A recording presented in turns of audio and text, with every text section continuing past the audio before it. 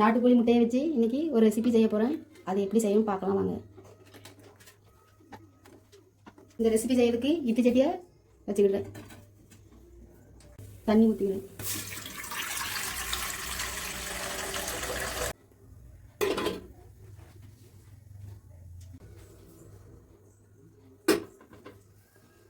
தேங்காய் திரி வச்சுருக்கேன். அதில் கொஞ்சம் கொஞ்சம் வச்சுக்கலாம்.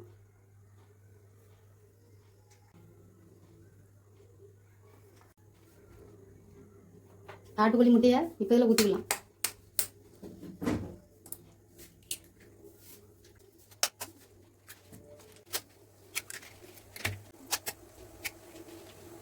மிளகுத்தூள் சேர்த்துக்கலாம். 10 நிமிஷம் ஆகட்டும். 10 நிமிஷம் ஆகிட்டு வாங்க பார்ப்போம். உங்கள் வீட்டில் குழந்தைங்களுக்கும் பெரியவங்களுக்கும் ரொம்ப இருமலாக இருந்துச்சுன்னா இப்படி செஞ்சு கொடுங்க.